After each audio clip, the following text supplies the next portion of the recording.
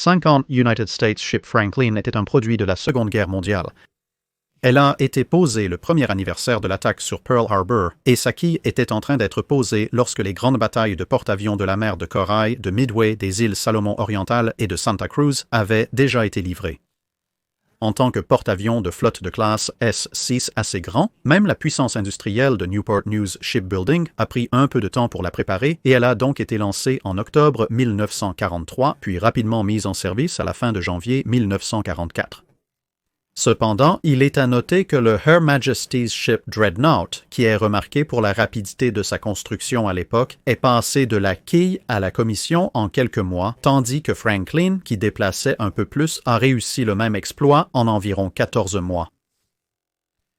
Il a ensuite fallu 5 autres mois pour qu'elle voie réellement le combat. Cela a été divisé entre une croisière d'essai, l'embarquement de son groupe aérien et ensuite le fait de devoir physiquement se rendre de la côte est des États-Unis à l'ouest du Pacifique, car à ce stade de la guerre, la ligne de front était quelque part dans la région des îles Mariannes. L'été 1944 a donc consisté en une série de missions de frappe, des voyages pour ravitailler et réarmer, puis à répéter le processus. Cela se poursuivrait jusqu'à l'automne, mais pendant cette période, il y a eu des hauts et des bas.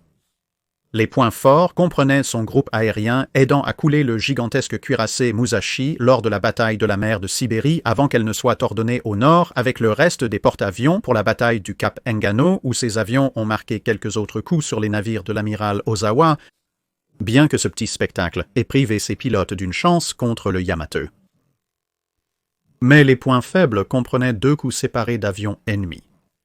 Le 15 septembre, 3 avions ont réussi à marquer un seul coup de bombe sur le bord de l'ascenseur de bord de pont, les 2 autres étant abattus, ce qui a causé 25 victimes, dont 3 mortelles. Plus sérieusement, le 30e octobre, l'une des premières attaques kamikazes a réussi à toucher le navire, l'avion s'écrasant à travers le pont d'envol et explosant à l'intérieur du navire, tuant 56 personnes et en blessant 60 autres. Il a fallu un peu plus d'1 heure pour éteindre les flammes et réparer temporairement le pont d'envol afin que ces avions puissent revenir, mais après des réparations temporaires, le navire a été renvoyé pour des réparations plus complètes aux États-Unis continentaux. Cela a également entraîné un changement de commandement du capitaine Shoemaker, relativement populaire, au capitaine Jerez, quelque peu moins populaire. Les réparations terminées en février 1945, Franklin est reparti en mer et, à la mi-mars, il était de retour en station avec d'autres navires de la Force opérationnelle 58. 4 jours plus tard, le 19, elle aurait son rendez-vous avec le destin. L'aube du 19 a trouvé le porte-avions à moins de 50 miles de la côte japonaise. Lancement d'une première vague d'attaque juste avant 0600, le navire a ensuite été réglé sur une version modifiée de la condition Zebra avec tous les passages et compartiments scellés, mais avec une partie de l'équipage capable de se tenir à l'écart. Une deuxième vague d'avions devait partir à partir d'environ 0700. La journée s'est poursuivie avec peu d'activité sur les écrans radars. C'était presque inconcevable pour ceux qui étaient dans la marine depuis le début de la guerre que juste un peu plus de 3 ans plus tard, ils étaient à environ 2 heures de croisière facile de la côte ennemie, et cela aurait presque pu être un exercice d'entraînement. Il y avait 31 avions de tout type repérés pour la deuxième vague, et ceux qui ont décollé en premier étaient déjà en train de tourner attendant le reste. 22 avions, principalement des chasseurs, dont certains armés et ravitaillés, attendaient dans le hangar d'être mis sur le pont pour décoller avec le reste de la deuxième vague, l'équipage étant parti dans la première. La journée était calme, avec quelques nuages épars. Puis une notification est arrivée sur la radio vocale indiquant que le porte-avions Hancock avait repéré un seul avion ennemi à 2 moteurs quelque part dans la zone. Le radar de Franklin a détecté un contact inconnu qui tournait à environ 10 miles de distance, mais il était dispersé parmi un tas d'autres contacts vérifiés par la marine américaine, donc il se pourrait qu'il s'agisse simplement d'un autre avion américain dont l'identification friend or foe ne fonctionnait pas. Mais quelque chose dont le mouvement semblait légèrement décalé, cela correspondait peut-être à un avion de reconnaissance, probablement un hydravion ou un hydravion de combat réaffecté pour ce rôle, l'avion de reconnaissance japonais typique de la guerre précoce. aurait su très bien qu'il n'avait aucune chance de courir une patrouille aérienne de combat à ce genre de distance, mais un chasseur légèrement chargé ou l'un des nouveaux avions d'attaque comme un B-7 à Grace ou un D-4 par Judy pourrait, s'ils entraient dans une plongée peu profonde et ouvraient les robinets, conserver assez d'avance pour revenir sur le sol japonais s'ils repéraient les Hellcats et corsaires qui les poursuivaient à temps. Certes, il ne s'agissait que d'un seul avion, mais les canons anti-aériens étaient préparés au cas où. Mais ensuite, le contact s'est estompé.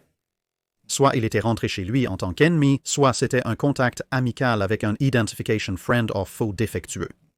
Ou peut-être qu'il n'avait jamais été vraiment là. Les premiers radars donnaient parfois de faux contacts étranges. Inconnus de beaucoup à l'époque, les porte-avions américains étaient à ce stade largement aveugles sur leur quartier arrière, tandis qu'ils étaient en train de lancer des frappes aériennes, car le radar interférait avec les systèmes Identification Friend or Foe des avions à bord, et viser le radar de recherche à travers le pont surchargerait le dit radar de recherche avec un nombre exponentiel de squawks Identification Friend or Foe très heureux venant de quelques dizaines de mètres. Les Japonais avaient compris cela, ce qui a peut-être influencé la suite des événements. 8 minutes plus tard, à 0708, un D-4 White Judy est correctement sorti des nuages à moins de 2000 pieds d'altitude, déjà en cours d'attaque. Il était à peine à milliards devant le porte-avions, ce qui signifiait que même à la vitesse la plus optimiste, l'équipage avait moins de 10 secondes avant que l'avion ne soit directement au-dessus, et probablement beaucoup moins, et encore moins avant que l'attaquant ne lâche ses bombes, vivant jusqu'à sa désignation japonaise de Susei, qui signifie comète ou météore.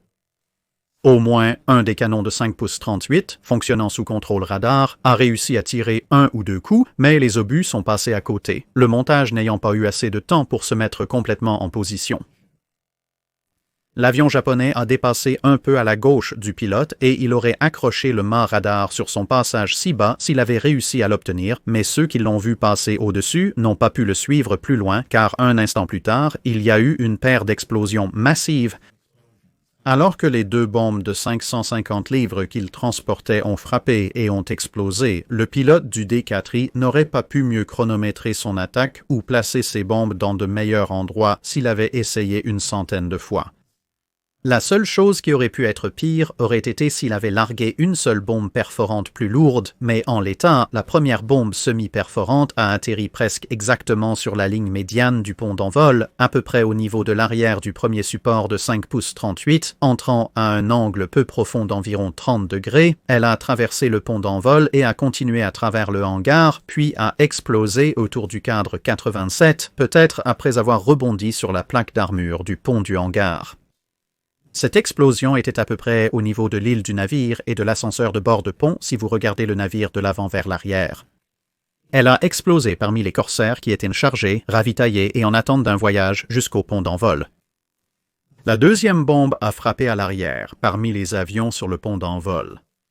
Celle-ci a également percé le pont d'envol, mais elle a explosé une fraction de seconde plus tôt, à mi-chemin entre le pont d'envol et le pont du hangar, peut-être parce qu'elle a frappé un avion en descendant, et cela a déclenché la mèche une fraction de seconde plus tôt que son compatriote, ou peut-être était-ce une bombe à usage général plutôt qu'une bombe semi-perforante, les sources varient. Juste en dessous, cependant, il y avait encore plus d'avions, de bombes et de roquettes Tiny Tim, mais à quelques pieds au-dessus, bien sûr, se trouvaient les avions massés de la deuxième frappe qui attendaient leur tour pour lancer. En quelques instants, des centaines d'hommes ont été renversés par les doubles explosions, des dizaines ont été tués sur le coup, puis tout a pris feu. À l'arrière, plus de 36 000 gallons de carburant d'aviation ont commencé à se déverser dans le hangar, provenant des réservoirs rompus des avions en dessous, des systèmes de ravitaillement amorcés et de certaines des vagues de frappe au-dessus, et cela a presque immédiatement pris feu. À l'avant, l'onde de choc et les fragments des explosions de la bombe ont ricoché sur l'armure principalement intacte du pont du hangar. C'était un petit trou, mais rien de suffisamment grand pour dissiper les effets autant, puis ils ont rebondi vers le haut, poursuivant les premiers éclats d'obus et l'onde de choc de la bombe qui s'était dirigée vers le haut en premier lieu. Dans cette zone, au-dessus du niveau du pont du hangar, se trouvaient des cabines semi-suspendues qui contenaient des choses comme le centre d'information de combat, le tracé aérien, les salles de briefing et de préparation des pilotes, et d'autres zones de ce type qui étaient bondées de monde. Étant essentiellement sans armure, les hommes dans ces zones et les niveaux inférieurs du navire et de l'île ont d'abord été catapultés au plafond lorsque les ponts sous eux se sont soulevés, beaucoup avec des jambes cassées, alors que le sol était nettement propulsé vers le haut par les deux ondes de choc. Seuls ceux qui ont eu la chance d'être dans ou près des écoutilles ou des cloisons plus rigides ont échappé à ce sort. Puis il y a eu une grêle de shrapnel rougeoyant qui a juste augmenté en nombre alors qu'il fracassait des choses et emportait ensuite ces choses fracassées avec lui, et ensuite, supposant qu'il restait quelqu'un après cela, il y avait le rugissement du carburant d'aviation en combustion et le bélier d'air et de fumée surchauffée qui venait devant lui. Il revenait alors au petit nombre de survivants encore mobiles d'essayer de comprendre comment sortir de là avec autant de leurs camarades d'équipage blessés qui avaient survécu avant que les bombes et les roquettes en dessous ne commencent à exploser. Un seul homme s'est échappé du centre d'information de combat.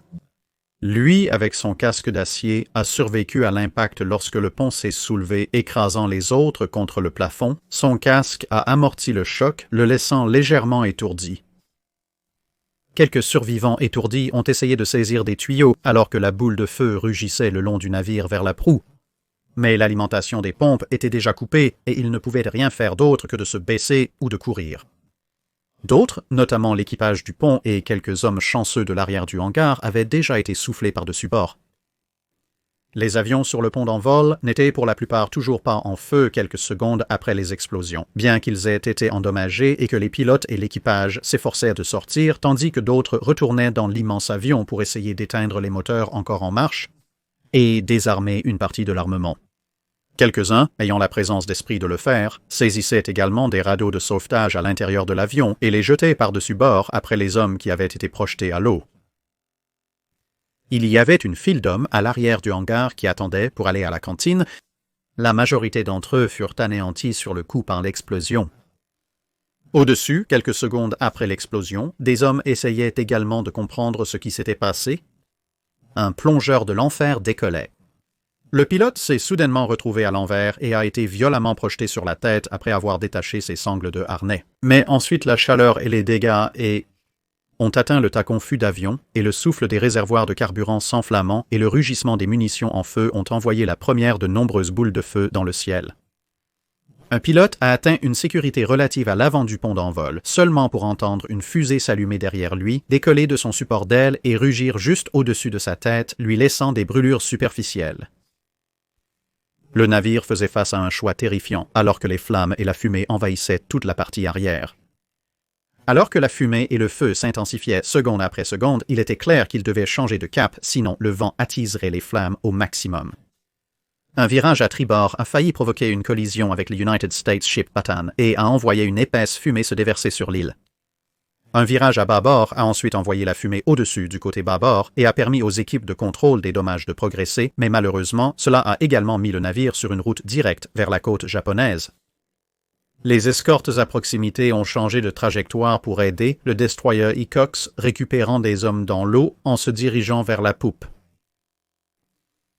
D'autres entraient maintenant volontairement dans la mer, car la fumée et la chaleur montante les forçaient à sortir du navire sur les passerelles, et puis même celles-ci devenant intenables par-dessus bord.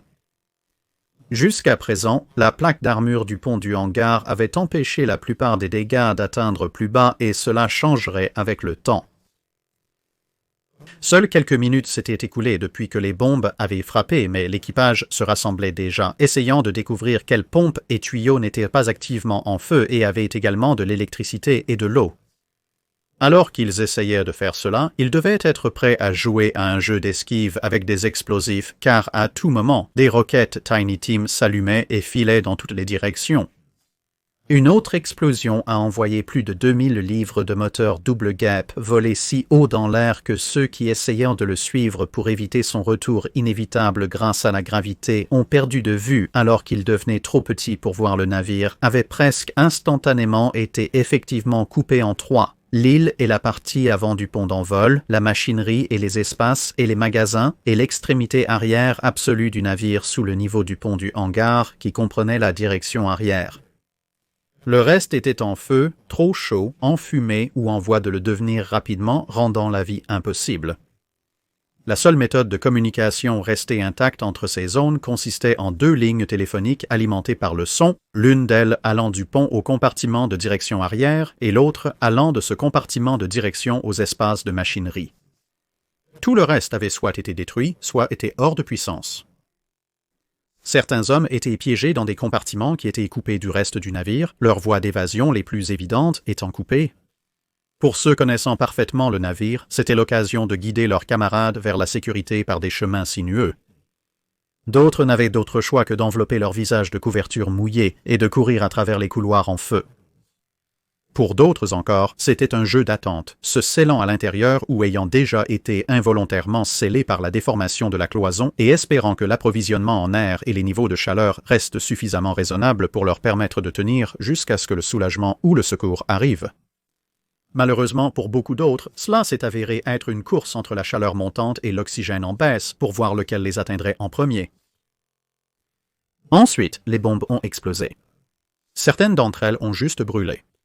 Dans certains cas, l'explosif de remplissage a fondu et s'est propagé sur les ponts. Ailleurs, des explosions partielles ont dispersé des débris sans causer de dommages majeurs. Mais certaines ont explosé avec toute leur force, attisant les flammes et envoyant des débris enflammés dans toutes les directions. Ces explosions ont envoyé encore plus d'hommes par-dessus bord. Au moins 2 bombes ont été vues être projetées dans le ciel par les explosions se produisant autour d'elles, s'armant en plein vol, puis explosant une fois retombées sur le navire. Alors que le pont d'envol se désintégrait, les avions en flammes retombaient dans le hangar, et les incendies au-dessus se propageaient de plus en plus vers l'avant, rongeant l'extrémité arrière de l'île. Alors que les minuscules teams sur le pont s'étaient jetés dans diverses directions, miraculeusement sans rien toucher, ceux dans le hangar n'avaient nulle part où aller, et ceux-ci ont causé encore plus de dégâts en dessous. Pire encore, ils ont rompu les prises d'air et les montées pour les espaces de machinerie, mettant rapidement hors service le numéro. Une salle de chaudière avec la force des explosions, tandis que les autres espaces de machinerie devaient faire face à un afflux de fumée épaisse et de chaleur qui pouvait être temporairement géré avec des masques à gaz et des recycleurs de contrôle des dommages, mais d'autres devaient faire face à des chutes de carburant d'aviation enflammés qui étaient quelque peu moins faciles à gérer et ils ont tous dû soudainement faire face à la perte de pression d'air qui a réduit l'efficacité des chaudières. Au moment crucial où le navire nécessitait toute sa puissance, la machinerie commençait à flancher.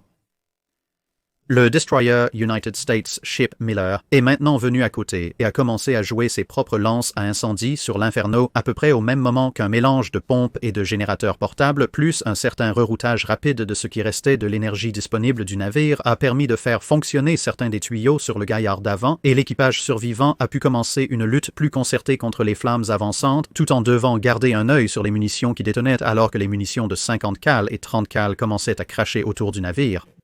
Certaines munitions étaient traîtresses, vous saviez donc au moins où elles allaient. Plus inquiétantes étaient des choses invisibles. On a ordonné aux Miller de se mettre à côté pour prendre l'amiral et son personnel. Ils ont fait cela même pendant que l'équipage continuait à arroser le navire. Bien que les incendies aient été ralentis dans leur progression vers la proue, ils avançaient toujours. Des groupes d'hommes ont combattu les incendies dans diverses sections du navire du mieux qu'ils pouvaient, jusqu'à ce que leurs recycleurs soient épuisés ou que leurs tuyaux et unités portables de lutte contre l'incendie soient hors d'usage. Ensuite, ils ont dû passer sur le côté ou la poupe. D'autres, sans cette chance, ont été vus se battant jusqu'à la toute fin avant d'être consumés par les flammes. Sur le pont, les explosions de munitions qui détonaient encore ont repoussé les équipes de contrôle des dommages et ont attisé les flammes encore plus presque chaque fois qu'il semblait qu'elles commençaient à faire des progrès. Alors que la chaleur et la fumée augmentaient, des dizaines d'hommes étaient traînés inconscients des espaces de machinerie chaque minute et finalement la chaufferie 1 est tombée silencieuse. La chaleur a ensuite rompu les conduites de vapeur, mettant progressivement les salles 3 et 4 hors service. À 10 heures du matin, le navire était à l'arrêt dans l'eau. Un seul générateur diesel alimentait tout l'effort principal sur la partie avant du pont d'envol. Maintenant, les pompes et générateurs portables commençaient eux-mêmes à manquer de carburant, les masques à recyclage manquaient d'air, et avec les tuyaux qui s'éteignaient un par un, les flammes reprenaient leur progression. On avait ordonné de noyer les magasins, mais avec toutes les vannes accessibles connectées à des conduites principales cassées, si les incendies continuaient, le navire risquait d'exploser complètement. Heureusement, à ce stade, le Hickox avait réussi à se rapprocher directement de la poupe du Franklin et avait commencé à évacuer les hommes de la poupe arrière inférieure, ajoutant ses propres tuyaux au mélange.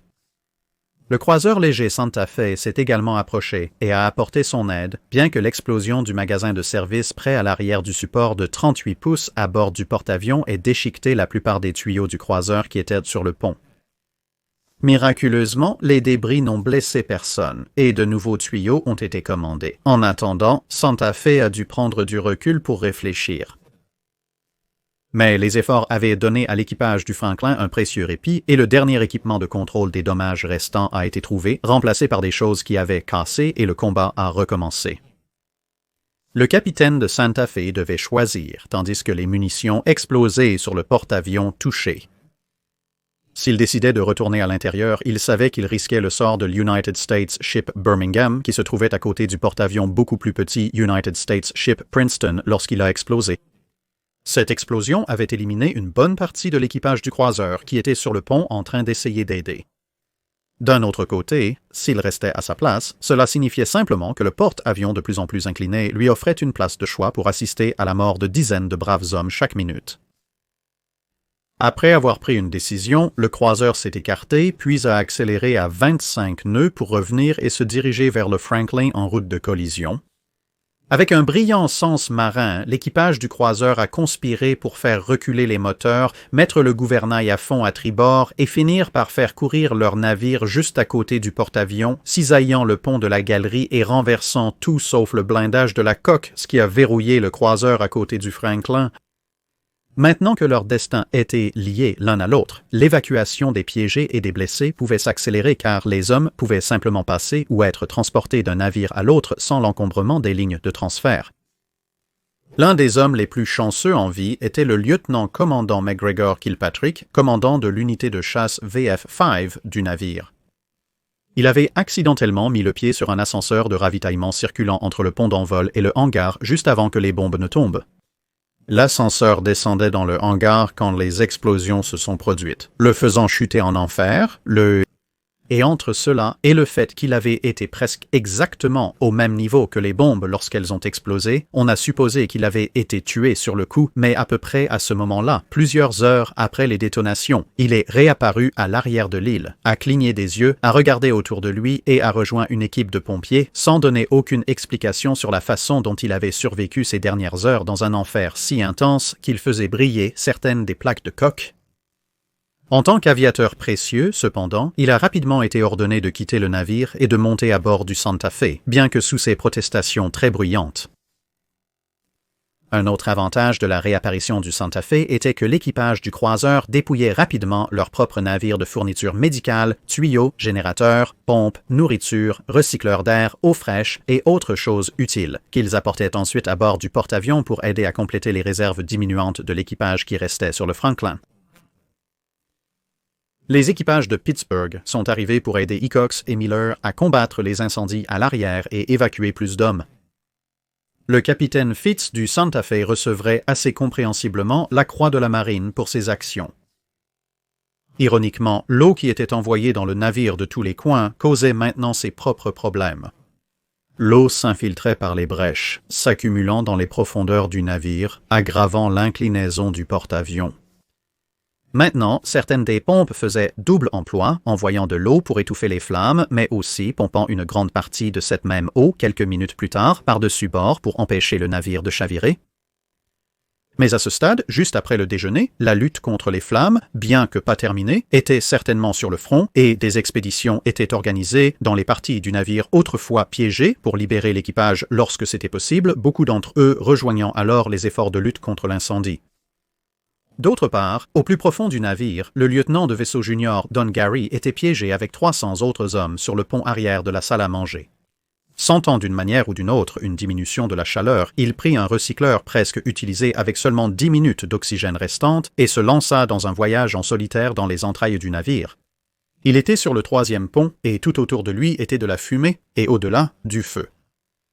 Donc, entre la perte de puissance et la fumée, il a décidé qu'il était impossible de voir et que toutes les voies de sortie possibles semblaient de toute façon aboutir à une mort horrible par brûlure, alors il s'est dirigé vers le 4e pont. Puis, en avançant, il a trouvé une cheminée d'aspiration avec une échelle à l'intérieur. Cette cheminée menait au pont d'envol dans une zone qui n'était pas en feu. Prenant quelques respirations et trouvant quelqu'un pour remplacer sa cartouche de recycleur, il est ensuite retourné à l'intérieur, a retracé ses pas et a conduit 10 hommes hors de la salle à manger, les volontaires portant des chiffons trempés pour faire face à la fumée. Un peu comme une mère musaraigne, il a guidé la colonne d'hommes aux mains liées sur leur parcours de 600 pieds vers la sécurité. Les laissant sur le pont, il est redescendu et cette fois, il est ressorti avec 50 de plus. Encouragé et voyant qu'il lui restait encore du temps sur sa cartouche de recycleur, il est retombé dans la suie et l'obscurité pour une 3e fois et est réapparu quelque temps après avec les 240 autres hommes formant tous une ligne de conga. Ceci étant maintenant fait, il a trouvé un chemin vers le hangar où les équipes de pompiers commençaient enfin à faire des progrès. Il les a rejoints un moment jusqu'à ce qu'ils reconnaissent une trappe qui menait aux espaces de la machinerie.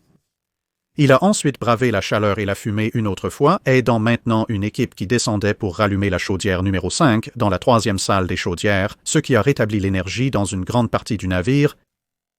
Assez sans surprise, il se verrait décerner une médaille d'honneur très méritée.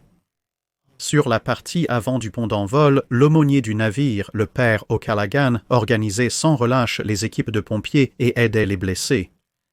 Certains membres de l'équipage attrapaient les bombes chaudes et lâches qui roulaient encore et les jetaient par le côté du navire.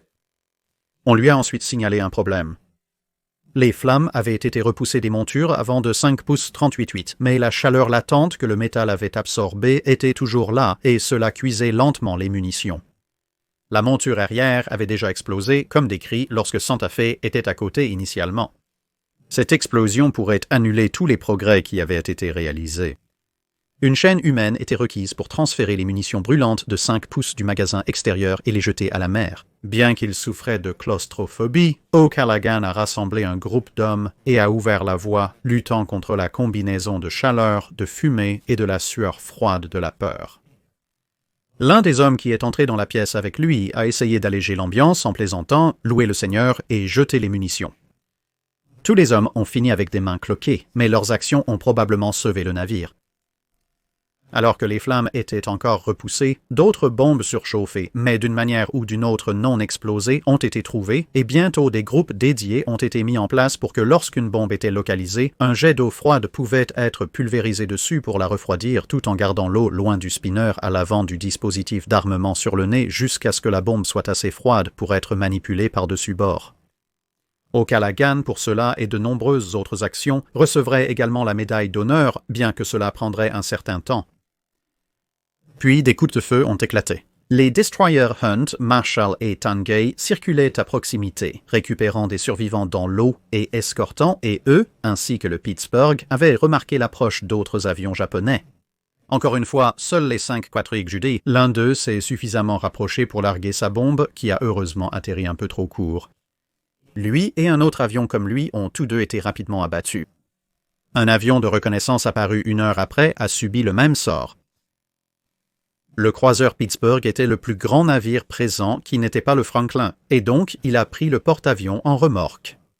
Cela a permis à Santa Fe de se détacher, mais pas avant que l'équipage de Franklin ait dû manœuvrer la lourde remorque à bord et la mettre en place, puisque toute la machinerie à l'avant, y compris le cabestan, était cassée ou sans énergie, la quantité limitée d'énergie étant compréhensiblement dédiée aux pompes et aux tuyaux.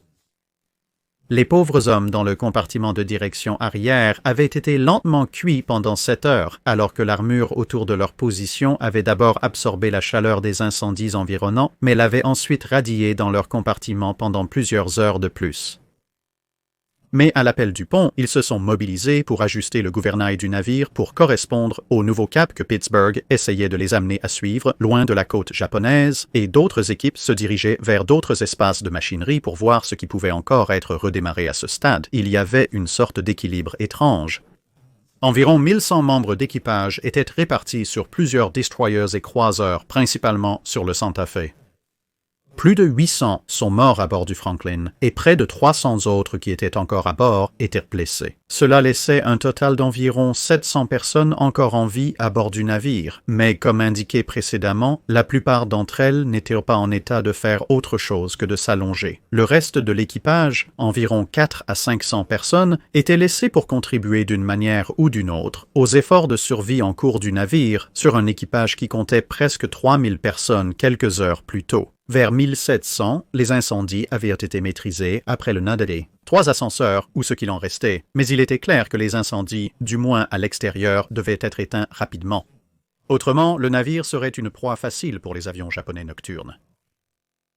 Le travail a commencé sérieusement dans les espaces de machinerie vers 21h, et à minuit, la chaudière 3 était en ligne, et les turbines ont commencé à se mettre en marche. Au lever du jour, avec davantage de chaudières en marche, le navire avançait par ses propres moyens, bien que le remorquage fût maintenu pour garder le cap et la vitesse. On a maintenant tenté de contre-inonder, mais comme il n'avait que des vannes manuelles et aucune communication, puisque tous les systèmes électriques étaient hors ligne et que la station centrale de contrôle des dommages avait dû être évacuée, ils ont en fait contre-inondé un peu trop enthousiastes, et le navire est passé d'une liste de 13 à 16 degrés à tribord à une liste de 9 degrés à bâbord, mais c'était mieux que rien. À 10h le 20e, le navire était maintenant capable de faire 15 nœuds et le remorquage serait largué vers midi. Tous les incendies n'étaient pas éteints, mais les plus grands avaient été terminés et le travail a pu commencer à restaurer les systèmes qu'il pouvait pendant que les derniers incendies étaient supprimés. Ils ont également dû rassembler les corps des défunts, rouvrir les parties scellées du navire et accomplir d'autres tâches plutôt sombres.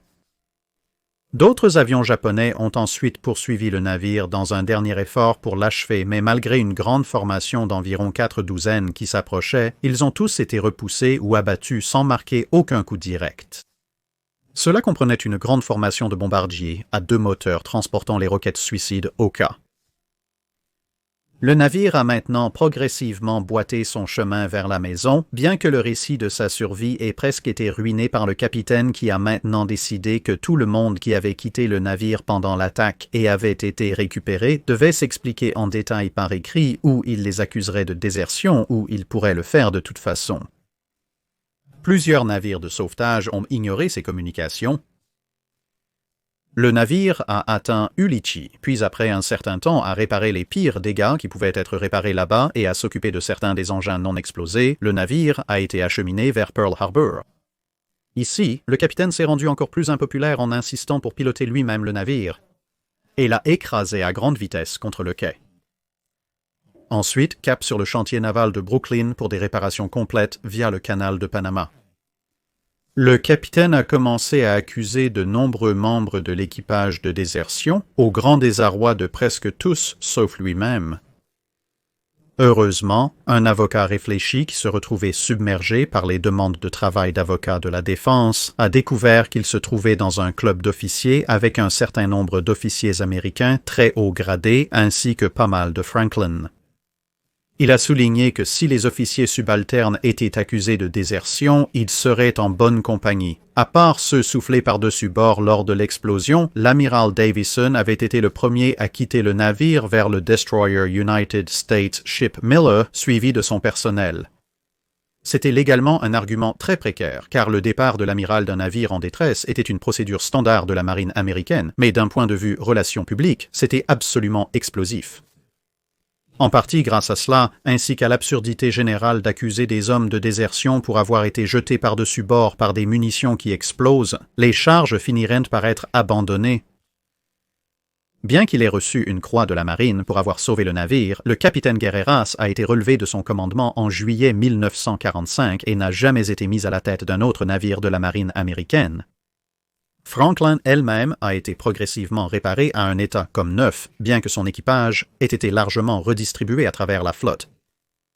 Mais peu après la guerre, Franklin a ensuite été de nouveau désarmé et placé en stockage avec le United States Ship Bunker Hill. Conservée pour une mise à niveau ultime théorique de la classe Essex car elle était presque neuve en usine, aucun des deux navires ne verrait en réalité de nouveau le service actif car au moment où une telle mise à niveau aurait pu être plausible, il y avait des porte-avions beaucoup plus grands et plus capables en service, et les derniers avions navals avaient dépassé la capacité de la classe Essex à opérer, même avec des améliorations et des réaménagements. Franklin serait donc vendu pour la ferraille en 1966. C'est tout pour cela. Vidéo, merci d'avoir regardé. N'hésitez pas à nous faire part de vos commentaires ou suggestions de navires à examiner en commentaire. Commentez le post épinglé pour les questions de cale sèche.